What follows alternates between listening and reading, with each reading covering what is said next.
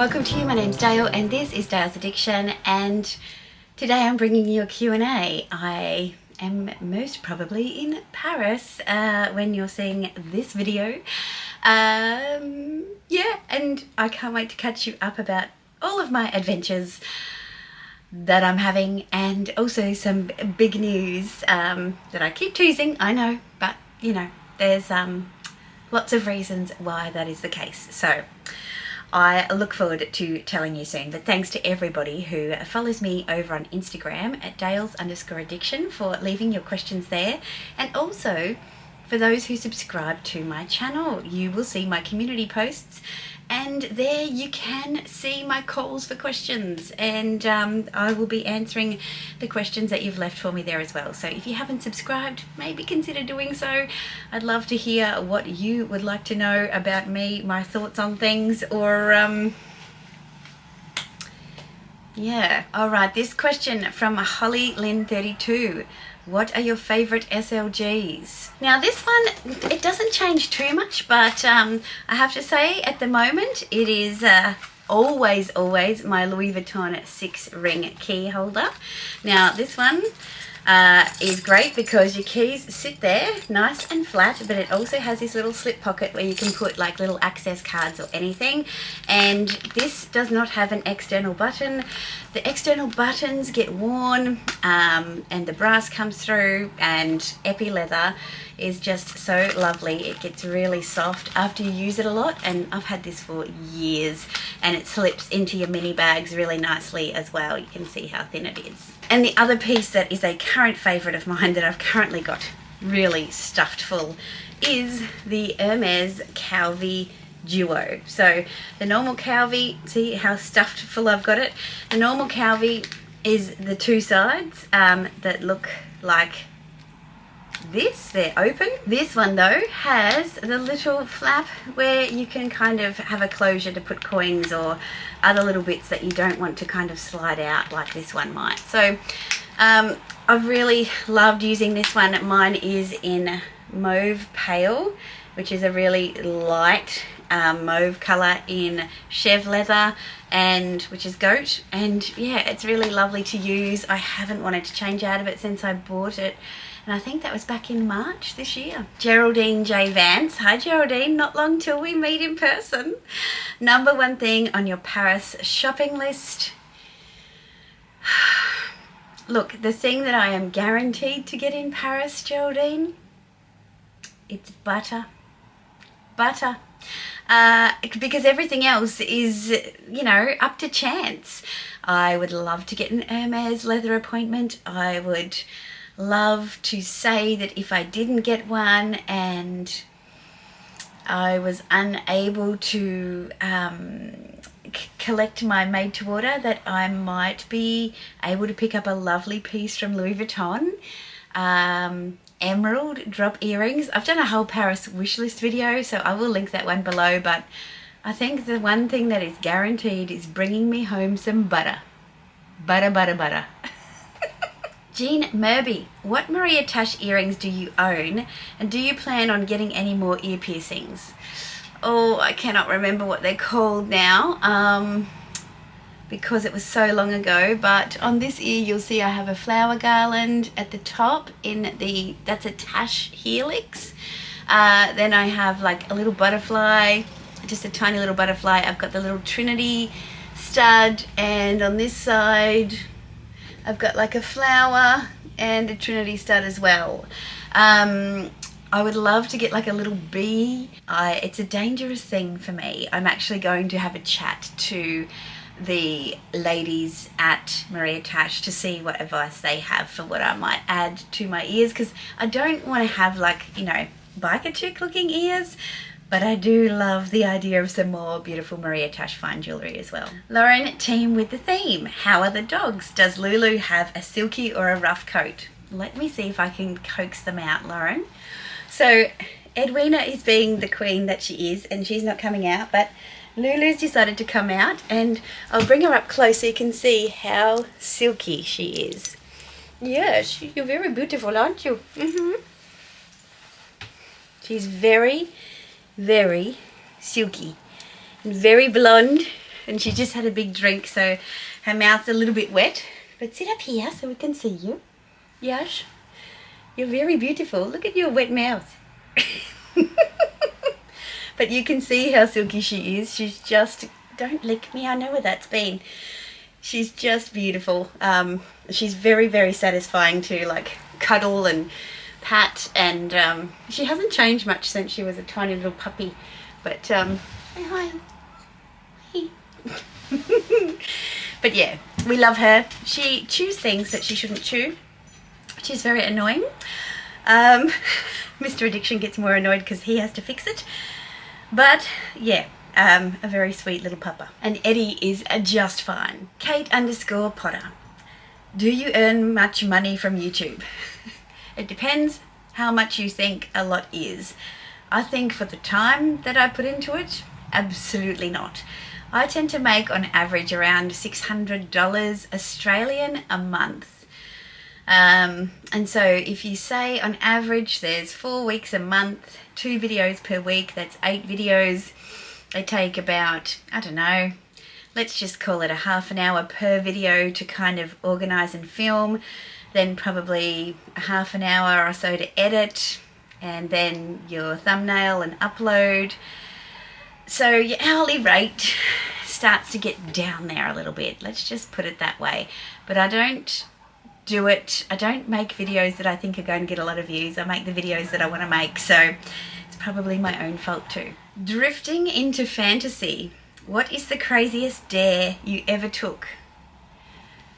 Oh, I don't know. I've always chosen truth over dare.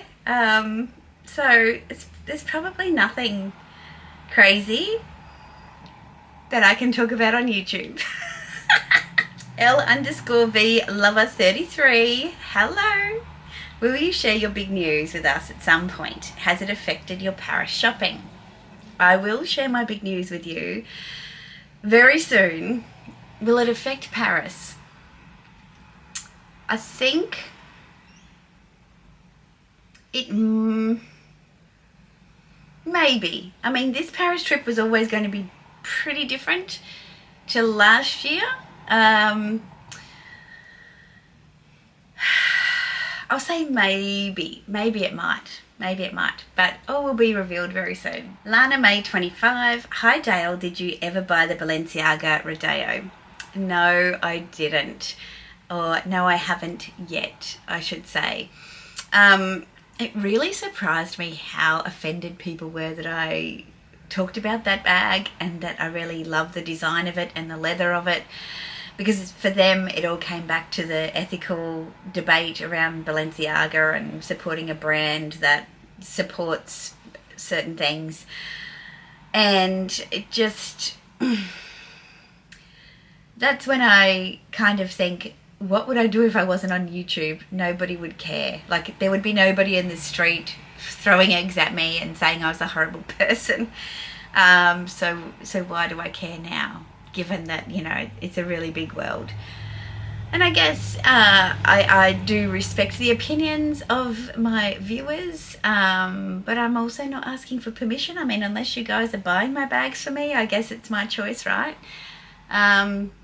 But yeah, I'll still keep an eye out for it, but it's not like burning a hole in my heart at the moment that I don't have it. Valeria Renez. If you had to create your collection from scratch with brands you don't like, what bag?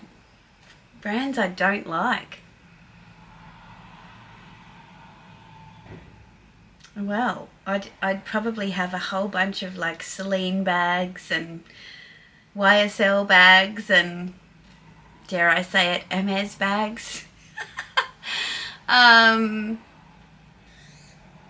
What other bags don't I like? A lot of Gucci pieces, potentially. That's a very interesting question. That was hard. Hinson 87, will you visit Notre Dame now that it's been restored? It doesn't open until a couple of days after we leave. So sadly, I don't think that Notre Dame will be on the list this visit, but that'll be a great reason to go back, right? Miss Sally's Pants. What are your non-luxury basics? Non-luxury basics. I don't know, like I try and make all my basics luxuries. Maybe pajamas, I would say. I mean, I still try and buy really nice ones, but I'd say pajamas, and I don't buy luxury lingerie because I don't have time to hand wash all my smalls. I need to be successful enough for someone to do that for me. Imagine that job. Umbrellas. I love high quality linens. Yeah, that's a hard one. I don't know, because I really try and find the things that I use all the time. I try and find a luxurious version of them. She also asks, you did laser skin treatment. Do you have an update on how it looks if you do it again? Thanks. Yeah, I did like what's called baby Fraxel laser, I think. And I did like a video on it over a period of 7 days. Look, I liked it, but then I went overseas and the European sun got me, and I would say that all of the good that it did was reversed in terms of pigmentation and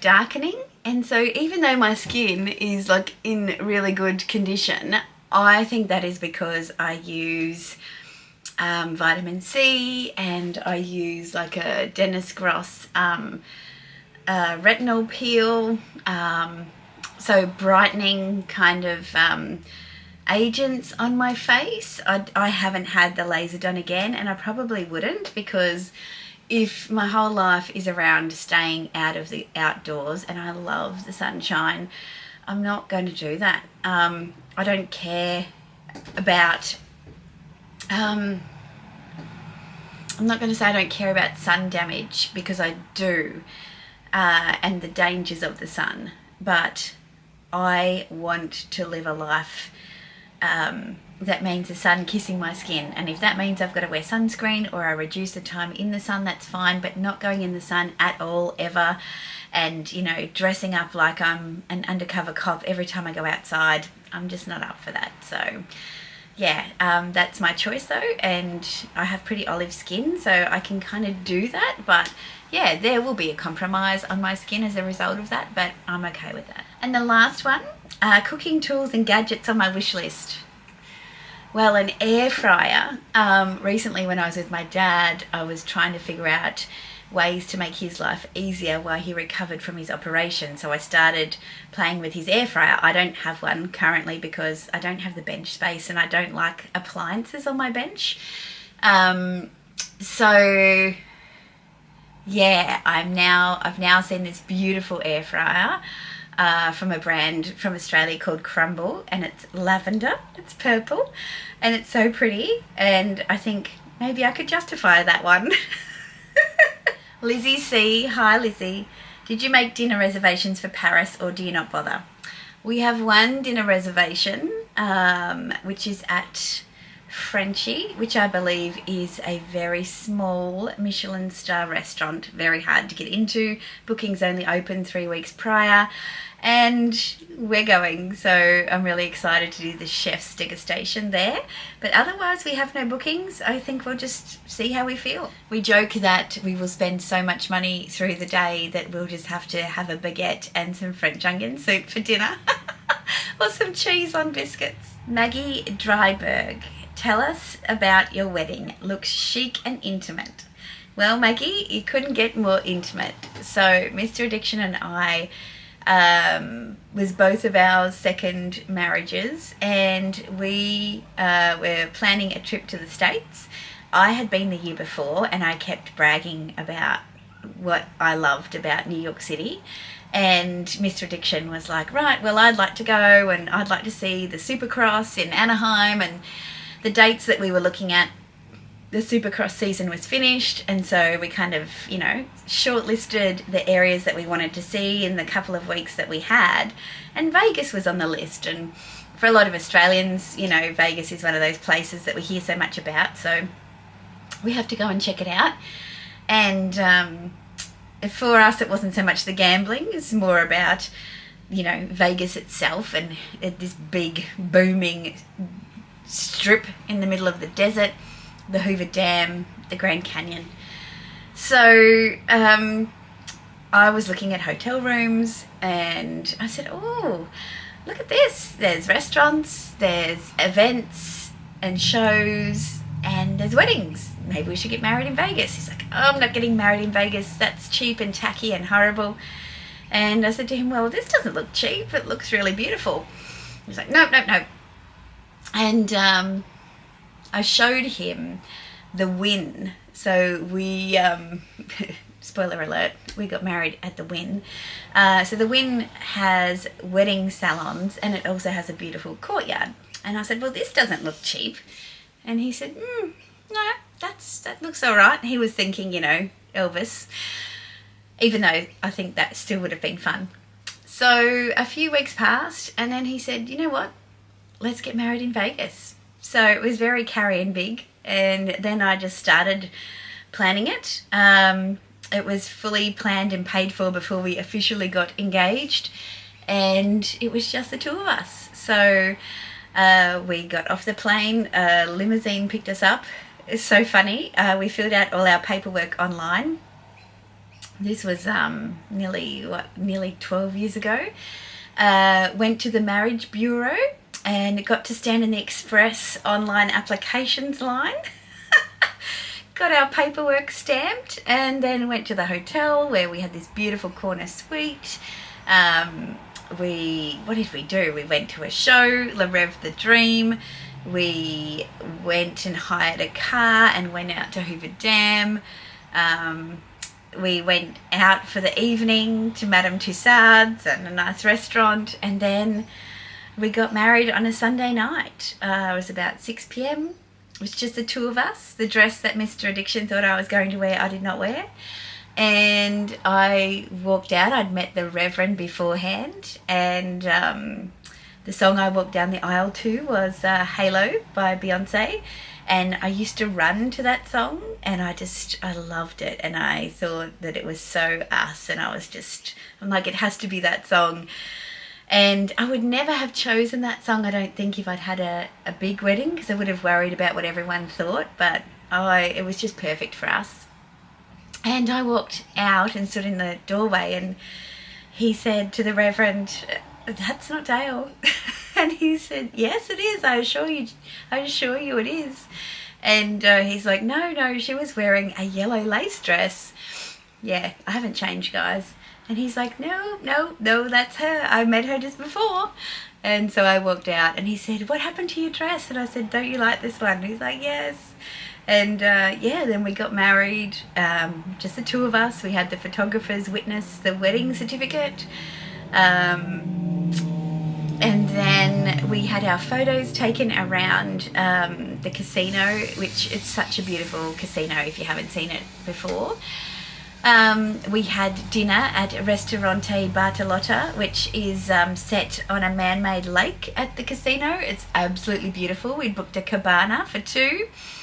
And it was amazing. We met one man in the elevator, and he said, are you folks, did you just get married, or are you like here for a photo shoot? And we're like, no, we just got married. And he's like, oh, I'd love to buy you a drink to celebrate. And we're like, okay, cool. We went to the bar. He bought this $500 bottle of champagne, literally toasted us and left. And I'm like, wow, thank you so much.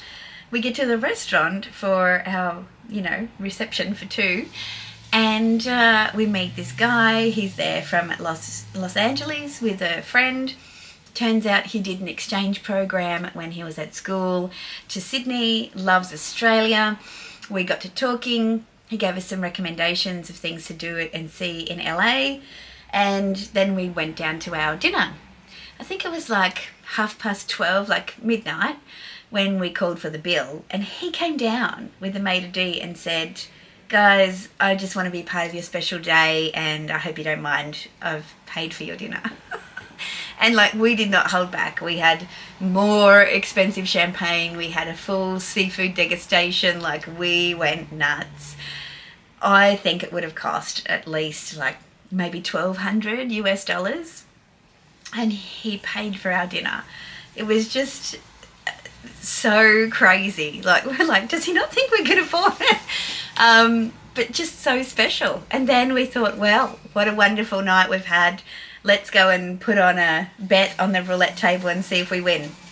And we didn't win, so our luck ran out then. Styled by _Rudy.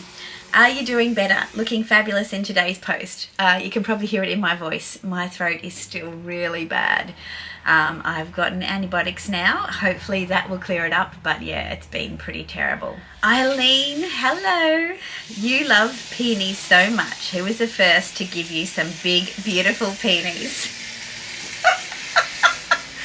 I was the first. I bought them for myself first. I think peonies are really hard for people who don't know flowers to buy because they only come in seasonally. Like, we get the imported ones in May and we get the local ones in November. May is my wedding anniversary, November's my birthday, so that works out well.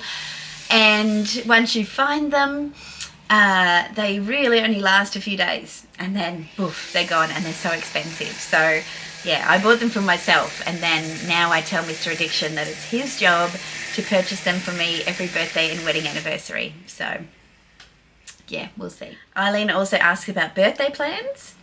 Well, I think this year my birthday is mixed in amongst some pretty amazing things that are happening in my life, one of which is going to Paris with you. So yeah, I think it'll be pretty quiet. Chili.leaf44, what may be on the horizon for Aussie/local holiday getaways for 2025, if any? I think that next year will be a time of more domestic trips. That's what I think. Yeah, I feel like next year will be pretty difficult to justify an overseas trip for me. Nidia, if you could buy your first designer piece again, what bag would you pick? Well, I think I would buy the Louis Vuitton Neverfull. I think in the GM size, I think it would have been a much more versatile, user-friendly bag for me to buy than the white Speedy 35 that I did buy. Form over function events. Hi Alicia, when are you going to break the big news we're all hanging for? Soon. I don't want to jinx it, so very soon. Once I get back from Paris. So stay tuned. _CH4CH_, which hotel in London and Paris did you stay? So in London, I stayed at the Reuben, which is just near the Mews at Buckingham Palace. It's a really old school, like kitsch, British hotel, comfortable and cute and funny. I like places with a bit of personality. Doesn't surprise you, does it? And in Paris, Meredith and I had a 2-bedroom, 2-bathroom apartment at Black Door Paris, which is on Rue Mabouf. And it was amazing. It had a concierge. It was cleaned every day, but we had our own kitchen and laundry, our own bathrooms and bedrooms. It was perfect, and a living room. So a very quiet place as well. Liv_4, if someone offered the right amount of money for a bag you thought you'd never sell, would you? Yeah, I think if I thought I'd never sell it, it's because, you know, yes, I love it, but also B, maybe because a lot of the pieces that I have are kind of, you know, not really popular. And so if somebody said to me, hey, I really love that and I want it, can I buy it? I'd be like, oh, yep, sure, no worries. So why, do you have an offer to make me? Sandy Rumbold has a bunch of questions. First of all, she says, thanks for such a brilliant channel. Thank you. Do you like stationery? No, I don't. I have really bad handwriting. I started touch typing when I was like 12, and yeah, after that I really didn't care. So the only stationery that I do love is wrapping paper and gift wrapping. Do your non-YouTube friends get your handbags? Yeah, they get it for me. So even my work colleagues who aren't into it still, you know, enjoy talking to me about it. And I enjoy talking to them about it. My neighbours, some other people in my life, you know, will ask about it. My dad's really funny. He's like, bought any new handbags recently, Dale? But yeah, I think people who know and respect me and are interested in my life will talk to me about it, yes. But there's lots of people who just have no interest in other people. You know, if they're not interested in what you're interested in, they won't even ask about it. And I think, you know, they're missing a bit of a gene around how to socialise. Sandy also asked, do you buy designer home decor? I've bought like a couple of platters from Hermes. I've got some Louis Vuitton coasters, but yeah, on the whole, it doesn't really work for me, a lot of the home decor. Sandy also asks, what VIP things do you get invited to? Not many anymore. I used to get a lot, actually that's a lie. I do get invited, I just don't go to many anymore. So not that they've been called a VIP event, but I do get invited to a lot of Fendi events. I've been invited to a lot of Louis Vuitton events, but they don't have the VIP bit attached to them. They're just events. I don't think I am a VIP at any of the stores. I got told that maybe I might be close at Fendi once, but then everybody I worked with at Fendi Brisbane left, and I haven't been down to Sydney much. So yeah, I'm not a VIP. Sandy also asks, you never mentioned Dior or Chanel makeup with the Christmas pouch. Do you buy them? No. I think all those pouches and things are rubbish. I put those things in the bin. I hate all that stuff jamming up my drawers.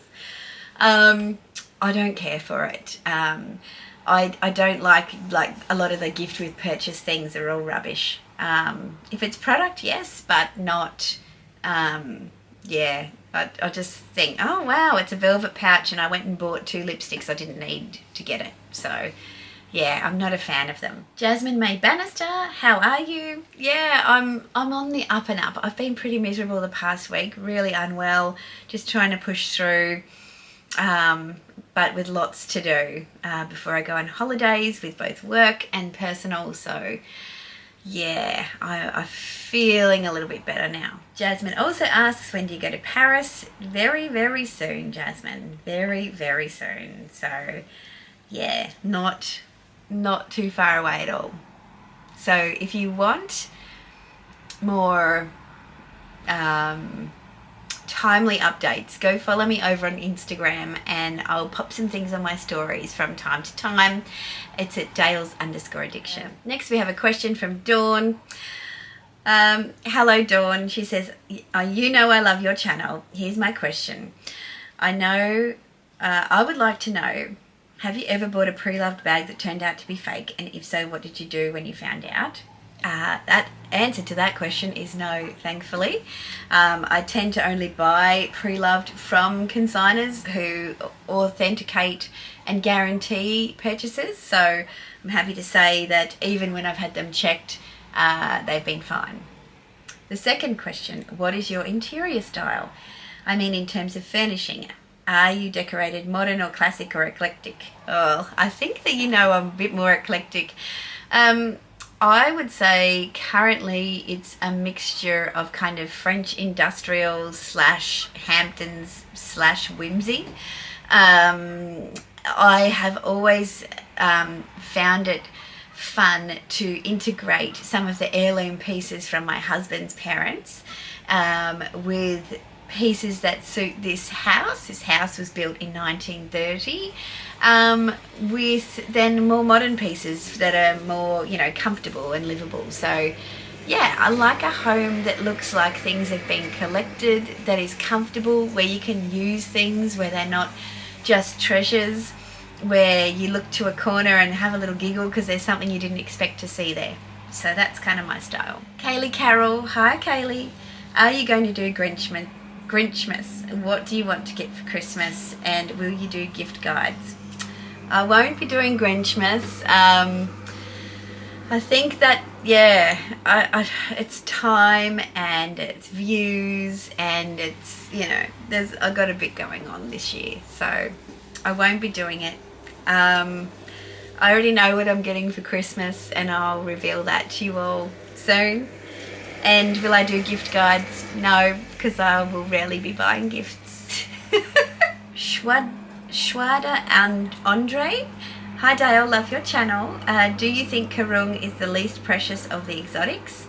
I recently visited the LV Dreamin' Cafe in Paris and a lovely essay showed me the most stunning blue petite mail. She said it was in lizard with silver hardware and this gorgeous shiny glittery finish. She even mentioned that the bag reminded me of her of me.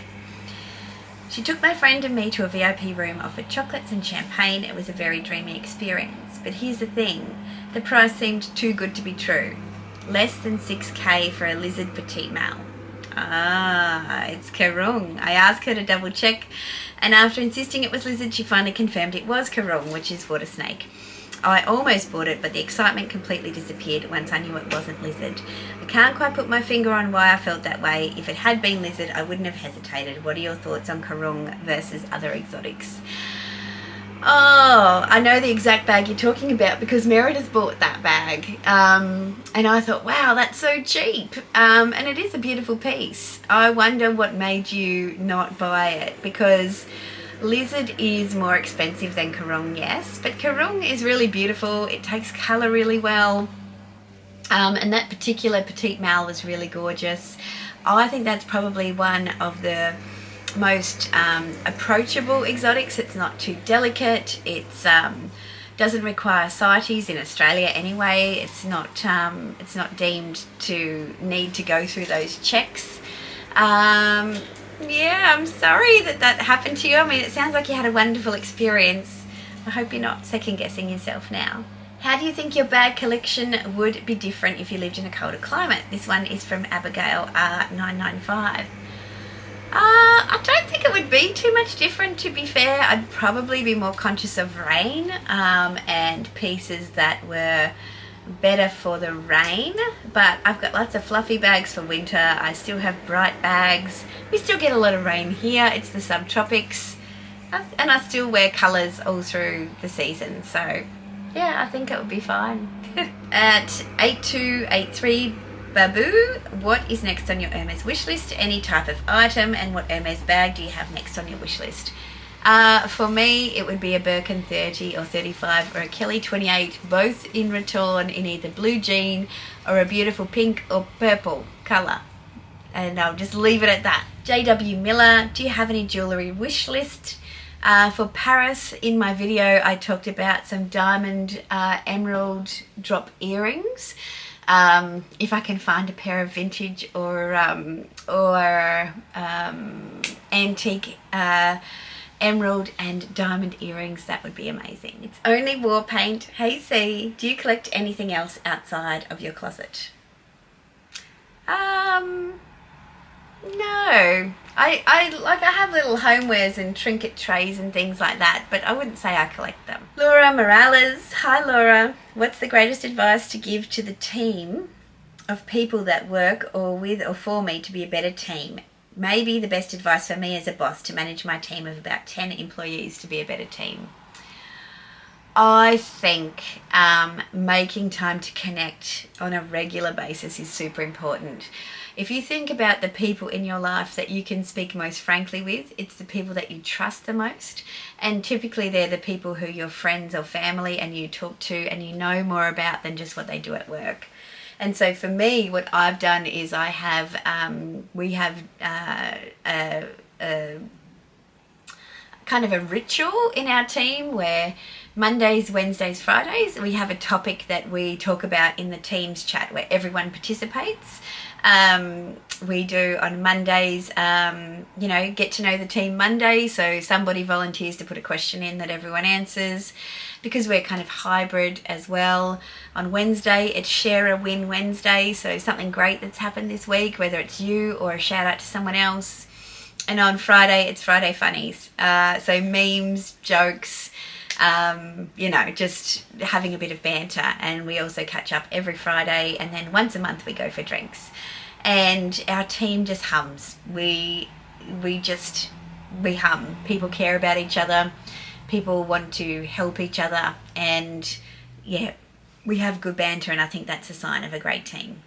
So I'd encourage you to establish some rituals where you get to know each other, things that are not necessarily just about work. If you prioritise getting to know each other, it's a really strong symbol that you care about people. And then finally, Chronic Beauty Chrissy says, hello, I'm trying for a question, but my brain, it's just not braining. So I'm here saying hello. Thanks, Chrissy. Thanks to everybody who asked a question. I hope you found this somewhat interesting. If you would like to ask a question for my next Q&A, just keep an eye on my Instagram stories and subscribe to my YouTube channel, as I mentioned before, because I'll pop it on my community feed and it will come up in your What's New feed on YouTube, so you don't even have to go looking for it. If you've enjoyed this video, give it a thumbs up and consider subscribing if you haven't already. I'd love to see you back for my next one, post Paris. Until then, ciao.